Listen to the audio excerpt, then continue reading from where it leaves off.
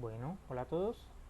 El día de hoy les quiero compartir esta plantilla de Excel para que se puedan hacer unos cálculos sobre los elementos que se requieren para un sistema solar aislado, o sea, que trabaje con baterías.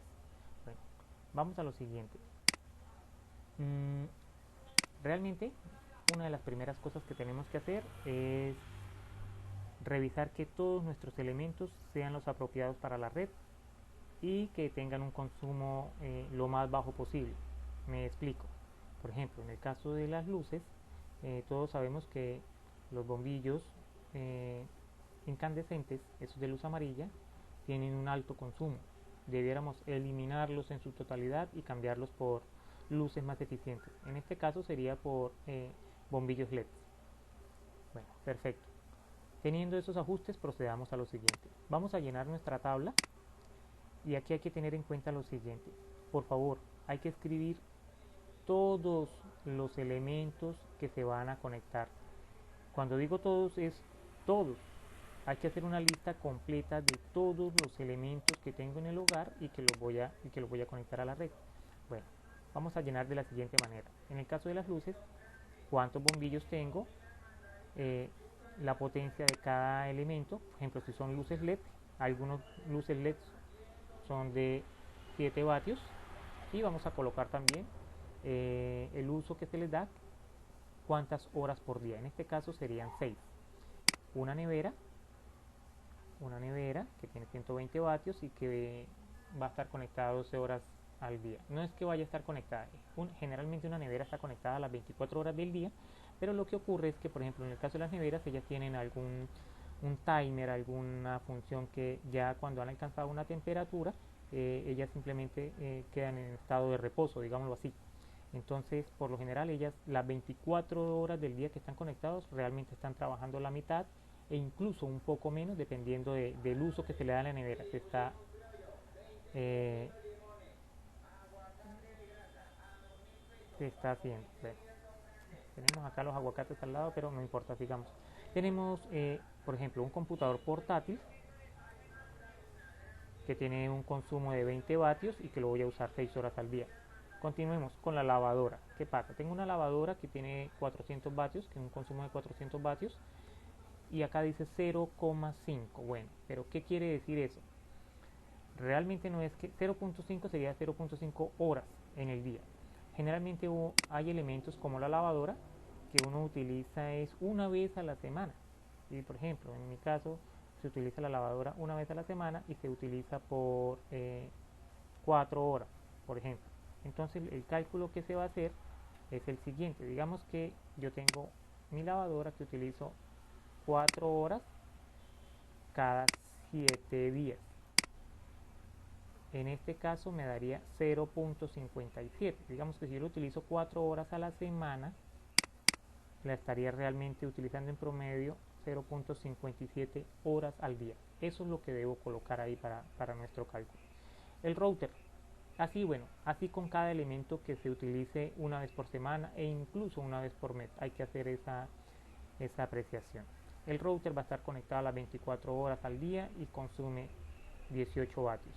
En el caso del televisor, por ejemplo, dos televisores, cada uno tiene 80 vatios de potencia, consume y van a estar prendidos 8 horas del día.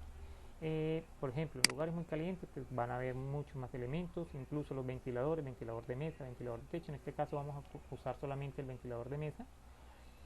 Vamos a decir que tenemos dos ventiladores de mesa y que su consumo es de 50 vatios y que van a estar encendidos 8 horas al día. Una vez llenado toda la tabla con todos los elementos que necesitamos, vamos a proceder a llenar los siguientes datos. Uno es el sistema de pérdidas. Bueno, si bien es sabido, ningún sistema es 100% eficiente. Entonces, partiendo de ese hecho, pues voy a incluir un factor de pérdidas, que en mi caso voy a colocar el 15%. Este factor de pérdida depende, pues, pérdidas que hay en el inversor, pérdidas que hay en el cableado, en fin.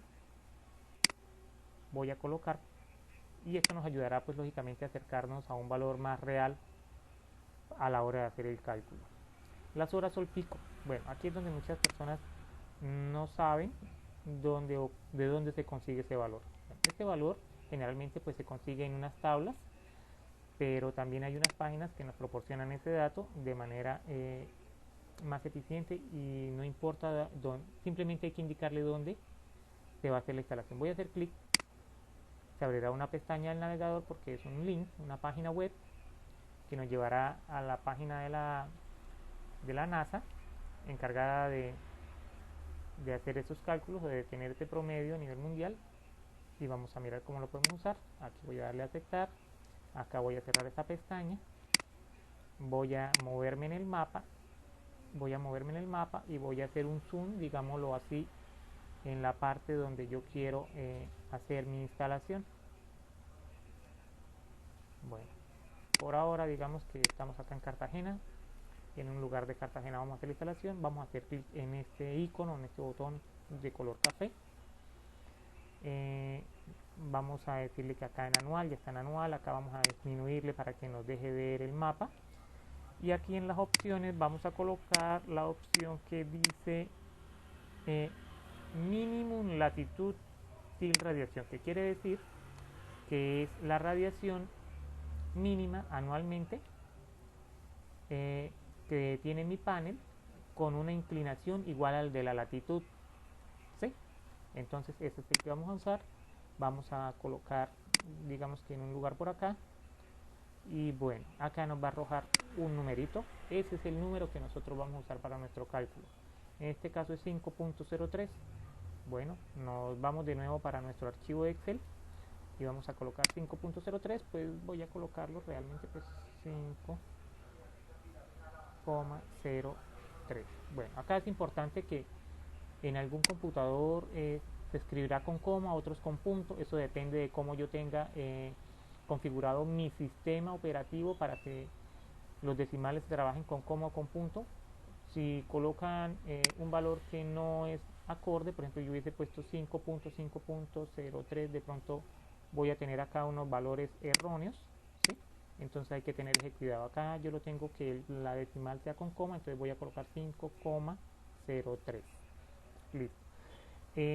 El siguiente dato son los días de autonomía.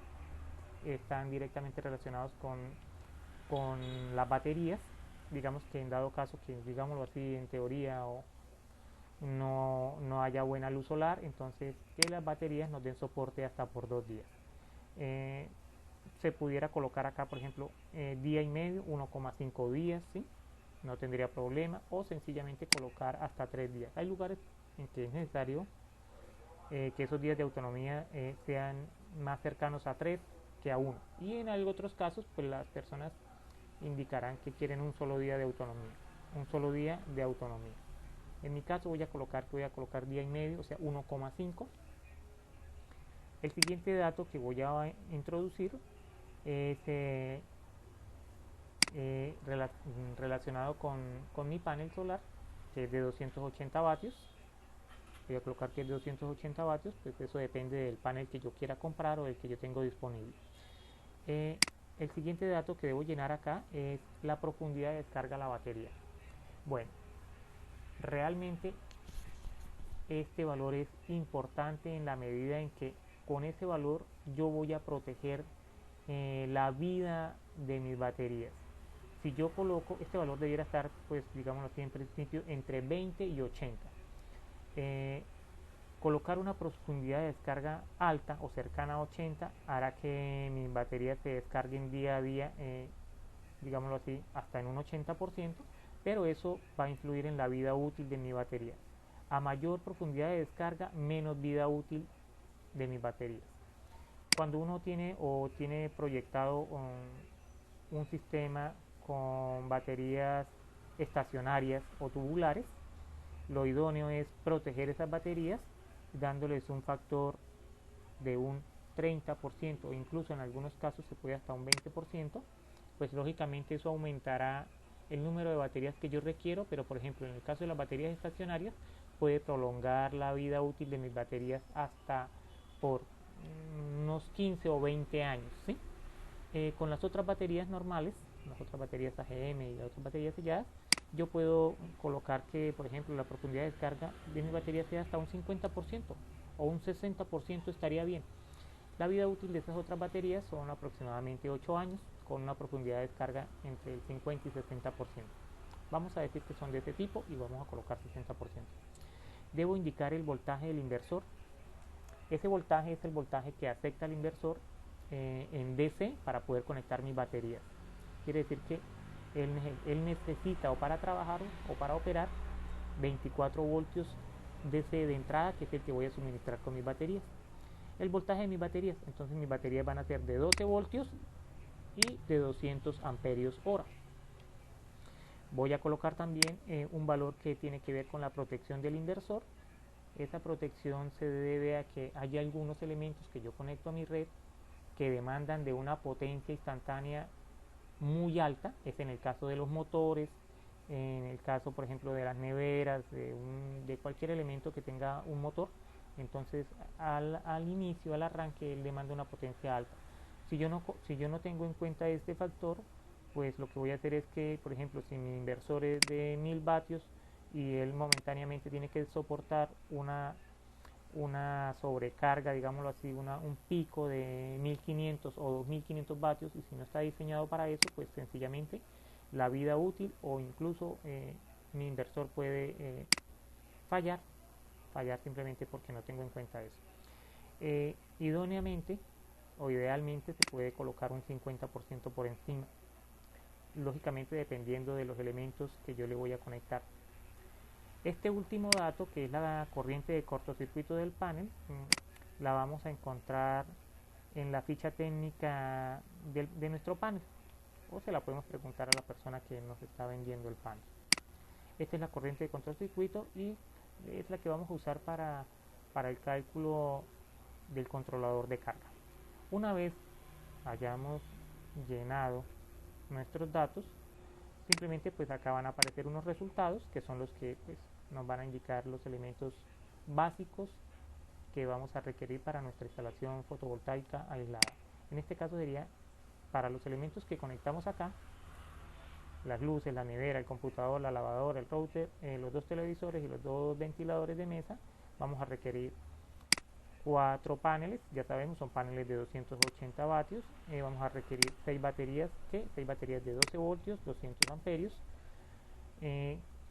Como bien dijimos que la entrada de nuestro inversor es de 24 voltios, pues vamos a tener que colocar 2 baterías en serie para que nos den los 24 voltios de entrada, y el resto de baterías las vamos a colocar así en paralelo. Entonces vamos a colocar 2 en serie, 3 en paralelo, y así tendremos ahí, podemos conectar nuestras 6 unidades. El tamaño del inversor. El tamaño del inversor pues es el inversor que nosotros debemos conseguir, o debemos, en este caso dice 1200, yo creo que uno de 1500 estaría suficiente. Nunca podemos echar por debajo, siempre tenemos que echar por encima. Entonces pudiera ser un inversor de 1500 vatios o incluso uno de 2000 vatios estaría bien. Nuestro controlador de carga de 48 amperios, vamos a conseguirlo. Idealmente que sea un controlador de carga MPPT y no uno PWM. Esto para que pues la carga de la batería se haga de manera eficiente, que haga trabajar nuestros paneles en el punto de máxima potencia. Aquí hay que decir algo.